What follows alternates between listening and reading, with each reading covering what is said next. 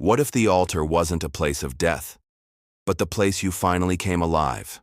What if sacrifice wasn't loss, but the key to unlocking who you really are? This is the forgotten power of Romans 12:1. Not a call to religion, a call to become fire. The world says, protect your identity, but heaven says, place it on the altar and watch it burn bright. This is your story now, your offering, your transformation, a living sacrifice, the identity you were never told you had. Before we can talk about calling, holiness, or hearing God's voice, we have to start here, at the altar. Romans 12:1 isn't a verse about guilt or obligation. It's a door, a radical redefinition of identity and purpose, one that invites you not just to believe, but to become.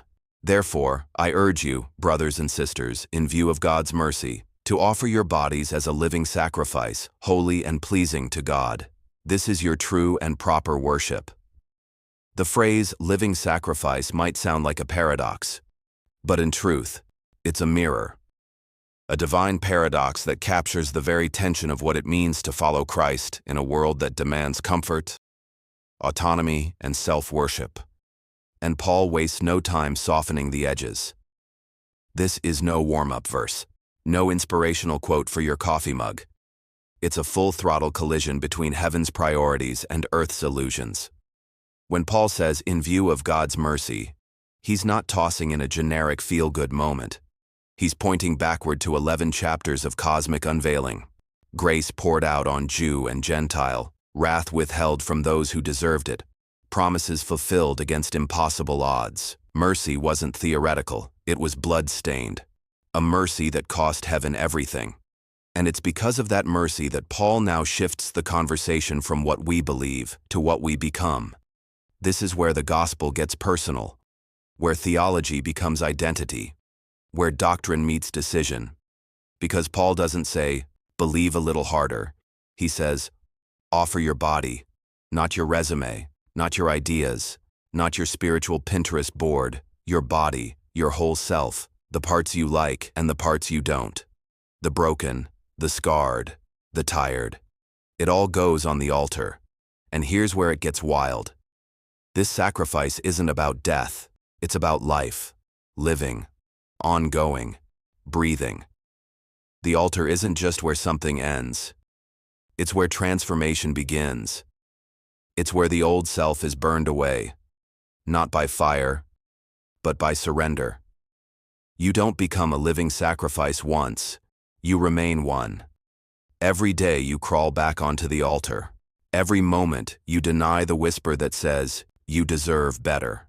Every decision to say yes to God is a silent death to comfort, to entitlement, to control. But make no mistake, this isn't about God demanding more from you. It's about God inviting you into more of Him. Because true worship is not an emotion or a Sunday activity.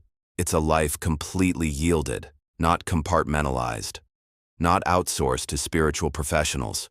Worship is when every part of you says yes, even when it hurts. This kind of identity can't coexist with consumer Christianity. It's not about what you get, it's about what you give, not in legalistic fear but in intimate response. Because when you finally grasp the weight of mercy, you want to offer yourself. You long to. To be a living sacrifice is to live with open hands, to walk into every day as if it were holy ground, to stop asking God to bless your plans and start asking where He wants to consume you for His. This is not an identity for the half-hearted. It is costly, it is uncomfortable, and it is glorious. It means your body isn't your own anymore, but neither is your shame. Your future isn't yours anymore, but neither is your fear. Your voice, your energy, your suffering, it's all sacred now, because you've become the offering. And as you kneel in that invisible sanctuary, something in you changes, not all at once, not always with fireworks, but slowly, deeply, truly. You start to see yourself not through the lens of your flaws or failures, but through the fire of God's mercy. You begin to live not as one who tries to worship, but as one who is the worship. Not a shadow on the altar, but a flame. The altar that never cools. Romans 12:1 is not a suggestion, it's a summons. This is where worship stops being a song and becomes your whole life on fire. What does it mean to offer yourself to God? Not once, not symbolically, but every day. In everything. That's the heart of Romans 12:1. And Paul's phrasing is precise. I urge you, brothers and sisters, in view of God's mercy, to offer your bodies as a living sacrifice, holy and pleasing to God. This is your true and proper worship. It's one of the most potent verses in all of Scripture because it dares to redefine what worship actually is and what identity in Christ truly looks like. This isn't temple language for the sake of metaphor. In Paul's Jewish background, a sacrifice was final. You didn't lay something on the altar with plans to take it back. Fire consumed it. Blood sealed it. Smoke carried it upward. It was an act of death. But now, somehow, Paul tells us to become living sacrifices. Still breathing, still choosing, still burning. It's not a call to martyrdom, but to transformation. To become something so surrendered that our very existence testifies to God's mercy. And that phrase, in view of God's mercy, is the key. Paul doesn't say, do this to earn something. He says, do this because of what you've already been given. The altar isn't a place to impress God. It's a place to respond to grace so overwhelming it demands everything. And that's what makes the offering holy, not its perfection, but its posture. It's not about being flawless. It's about being fully His. That changes how we see our bodies. In ancient Rome, the body was often seen as a tool for power, conquest, or pleasure. It could be owned, exploited, enslaved. But Paul flips the script. The body becomes sacred space, a vessel not for indulgence, but for obedience. Every gesture, what you touch, where you go, how you speak, is now altar activity. The mundane becomes magnificent when it's offered to God. Washing dishes can be worship. Holding your tongue can be praise. Suffering patiently can be a burnt offering. Every moment becomes a chance to burn for something eternal. This is not a passive calling. A living sacrifice must constantly choose to stay on the altar. The flesh will always try to crawl off. That's why Paul moves immediately into verse 2. Do not conform to the pattern of this world, but be transformed by the renewing of your mind. This is an ongoing act. The world is always shaping you. Culture is always preaching. But so is the spirit. The battleground is the mind. The choices, thoughts, desires behind every action. The Greek word Paul uses for transformed is metamorpho, the same root as metamorphosis. This isn't behavior modification, it's total reformation. It's the caterpillar becoming a butterfly, not just doing different things, but becoming a different being. And the cocoon of that transformation is the altar of daily surrender. You won't be transformed by trying harder. You'll be transformed by staying in the fire, by allowing God to burn away what's false and awaken what's true. This lifestyle also reshapes how we think about community. When everyone is a living sacrifice, the church isn't just a crowd. It's a consecrated force. Each flame feeds the others. Each sacrifice fans the heat of another altar. Worship isn't a performance on a stage. It's hundreds of quiet obediences that catch like wildfire. We become holy not just by ourselves, but with one another. There is no revival without sacrifice, no movement of God without people who've laid themselves down to carry it. And the result? Discernment. Paul says that through this renewing of the mind, then you will be able to test and approve what God's will is. His good, pleasing, and perfect will. Many believers beg God for guidance while still clinging to control. But direction doesn't come to those who withhold. It comes to those who offer. The will of God is best discerned by those already committed to saying yes. That's why the altar is the safest place to be. It's where clarity begins. So what does this mean for you? It means your identity is not primarily found in what you do or how you feel. It's found in whose you are and how fully you're surrendered. It means that your job, your pain, your talents, even your regrets can all become fuel for the flame if you'll place them on the altar. It means that to live as a sacrifice is not to be used up, it's to be set ablaze. God doesn't want more from you. He wants all of you, not because He's demanding, but because He's transforming. The altar is not the end of your story. It's the beginning of the version of you that finally looks like Christ. This is not religion. This is resurrection. This is life as worship. The fire that doesn't consume. To understand what it means to be a living sacrifice, we must look backward into the sacred shadows of the Old Testament. There we find the symbols Paul was drawing from, and the fire that still burns today. Long before Paul penned his letter to the Romans, the idea of sacrifice was already deeply woven into the fabric of Israel's story. It was not abstract. It was blood, ash, smoke, and awe. It was the center of worship, literal altars standing at the heart of covenantal life. And yet, tucked within those ancient rituals are glimpses of something far more personal, something prophetic, a whisper of a coming transformation, a foreshadowing of Romans 12:1. Take, for instance, the very first altar we encounter after the flood. Noah stepping onto dry ground, not to build a home, but to build an altar. The first thing he does after judgment is offer a sacrifice of gratitude.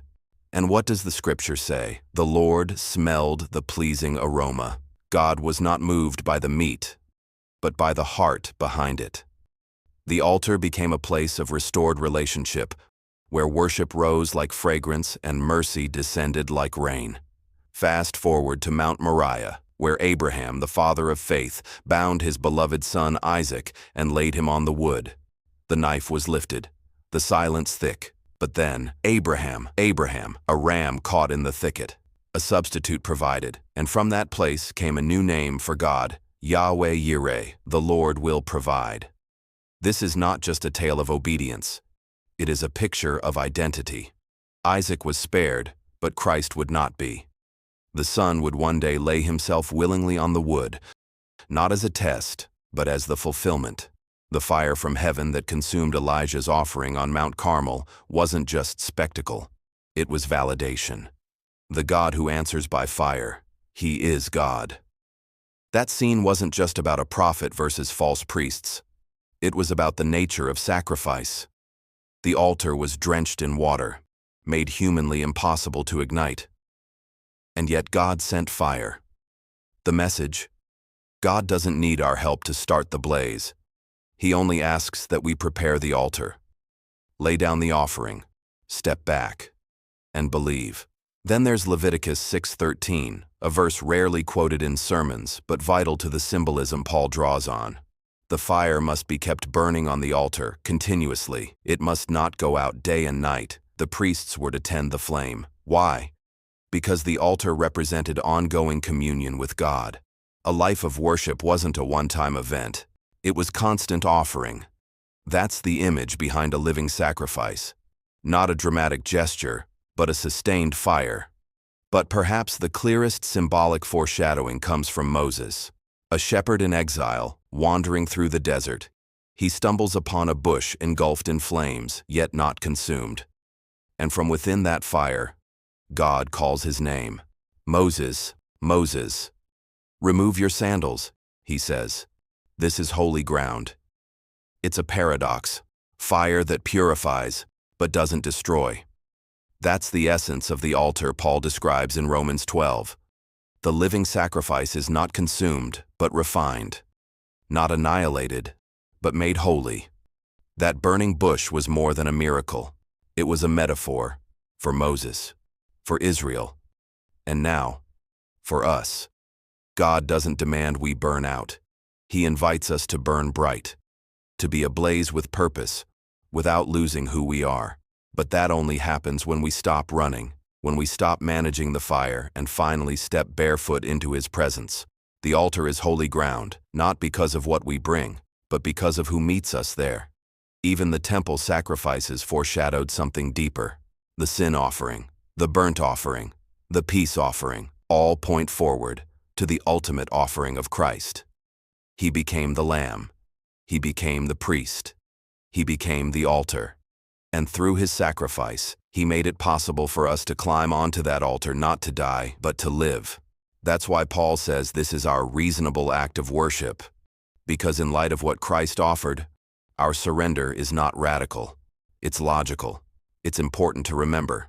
The altar was always a place of both death and revelation. Something had to die, but something else was revealed. In the Old Testament, people built altars wherever God showed up. It was their response to glory, and that hasn't changed. Every time God speaks to us, every time he breaks into our lives with clarity, conviction, or calling, we are faced with the same question. Will we build an altar? Will we offer what he asks? Paul's readers in Rome would have understood these images. Many of them came from Jewish backgrounds steeped in temple practice. Others, from Gentile roots, had seen pagan sacrifices in shrines and marketplaces. But Paul gives them a third way, not dead animals, not empty ritual, but living humans aflame with holiness. This was shocking, transformative, liberating, and still is. To be a living sacrifice means that you are now the altar, you are now the fire. And God, he is still the one who answers with flame. The altar in the everyday. What does it actually look like to live as a sacrifice in a modern world obsessed with self? This isn't about theory anymore. It's about sweat, surrender, and choosing the altar when no one's watching. We tend to think of sacrifice as something ancient, foreign to our daily rhythm, something reserved for priests, prophets, or martyrs. But Paul didn't write Romans 12:1 to people in cloaks and sandals only. He wrote it to a diverse, struggling group of believers trying to follow Christ in the middle of Rome, at the heart of an empire obsessed with pleasure, comfort, and image. Sound familiar? To be a living sacrifice in today's world is not just about avoiding sin. It's about stepping into a new identity, moment by moment. Even when the altar looks like an ordinary Monday, it looks like loving someone who doesn't love you back, and doing it anyway, not for applause, but as worship. It looks like choosing integrity in private when compromise would be easier, and offering that choice up as incense. It looks like waking up again after failure, placing your shame on the altar, and letting God redeem it instead of being ruled by it. Living sacrifice isn't just about big decisions. It's about small, consistent ones. And those are often the hardest. It means saying no to what feels natural and yes to what feels narrow. It means training your body and your desires, not because God hates pleasure, but because he wants it rightly ordered. It means recognizing that your time, your thoughts, your words, your reactions, your habits, and your very breath all belong to him now. This is where the sacrifice gets real, because it costs. Not in blood like the old covenants, but in something more subtle, your will. You don't get to crawl onto the altar once and be done.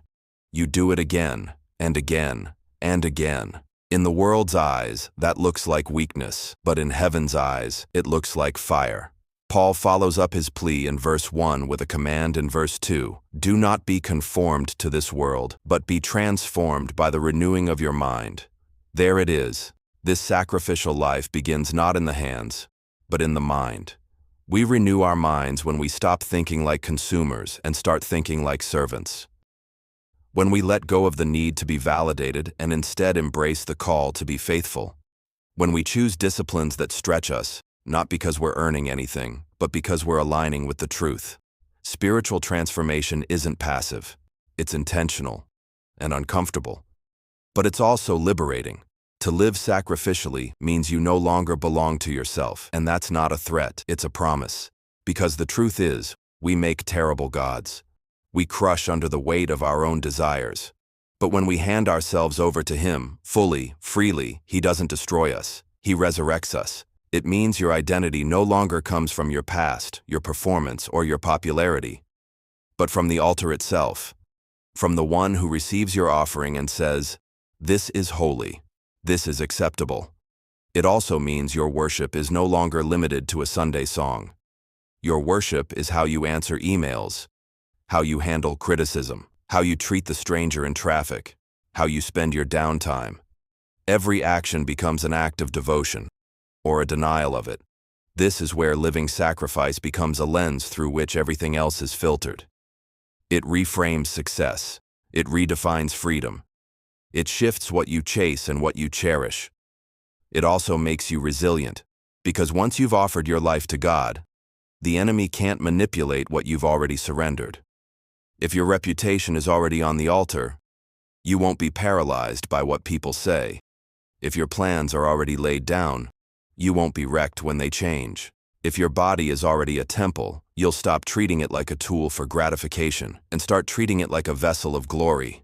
And here's the beauty of it all. This isn't something you have to generate on your own. The same Spirit who raised Jesus from the dead lives in you. And that Spirit fans the flame, keeps the fire burning, helps you climb back up when you roll off the altar in weakness or fear. So no, this life isn't easy, but it's worth it. The question isn't whether we'll offer ourselves. The question is to whom. Because the truth is, everyone worships something. Everyone sacrifices somewhere. The only difference is whether it leads to freedom or to bondage. Being a living sacrifice means your life is no longer your own, and yet somehow it's more yours than it ever was before. Because it's aligned, it's rooted, it's set on fire by something eternal. This is your spiritual act of worship, not an event, not a posture, not a feeling, but a lifestyle. A living, breathing, burning declaration that says, "Here I am, all of me, for all of you." Fireproof identity, eternal offering. Every altar demands a response. In this final stretch, the story becomes yours, and what you do next becomes your offering. There is a moment in every believer's journey when theology must become embodiment. Not just belief, but becoming. Not just admiration of Christ's sacrifice, but participation in it. This is the moment Romans 12:1 points to, the hinge point between knowledge and fire. Paul's words echo louder in a culture increasingly allergic to surrender. He doesn't ask for part of you. He doesn't ask for performance. He pleads, "Urge you, brethren, by the mercies of God, to offer your whole self." Not a fragment, not a cleaned-up version, but your full, raw, trembling humanity, placed on the altar as holy. Why? Because only when your identity is surrendered can it be sanctified. Too many live with fragmented selves, torn between what the world says they are, what religion tells them to pretend to be, and what God is actually calling them to become. But God is not interested in behavior modification. He's after transformation, and that begins with surrender. It's here that the enemy whispers loudest. He'll tell you sacrifice is legalism, that surrender is weakness, that it's foolish to give away what you fought so hard to build. Your time, your platform, your dreams, your narrative. But if you listen closely, beneath that noise is a more ancient whisper, one that says, "Take up your cross, lose your life, and you will find it." The altar doesn't erase who you are. It reveals who you were always meant to be. The fire doesn't destroy identity. It purifies it, burns off the layers of pretense, melts the false personas, strips down the ego until only what is eternal remains. A living sacrifice is not a dead religious routine. It's a daily, active resistance to the lie that you are your own. It's saying to the world, "I have already died to myself, and yet here I stand, alive in Him." The beauty of Romans 12 is not just in its call, but in its timing. Paul has spent 11 chapters unpacking the deep mysteries of mercy, righteousness, grace, and covenant. And then, only then, does he say, Therefore, in light of everything He has done, in light of mercy that chased you down, in light of blood that covered you, in light of love that didn't wait for you to be ready, you now have one response. Become the offering. And don't miss this. Paul calls it reasonable, logical, the only fitting response. This isn't fanaticism. This is alignment. It means we no longer get to define ourselves by trauma or triumph. Our new metric is not what happened to me or what I've accomplished, but what have I placed on the altar? Because what you don't sacrifice will eventually sacrifice you. What you cling to, your pride, your image, your fears, your control, will quietly drain the life you're trying to protect. But what you surrender gets redeemed. A living sacrifice is not an end. It's a beginning. It opens the door for renewed minds, resurrected purpose, and restored identity. It makes room for transformation that isn't surface level but soul deep. The kind that shifts atmospheres because it's rooted in a love stronger than death. This life of sacrifice is not something you do to earn his favor. It's something you do because you already have it.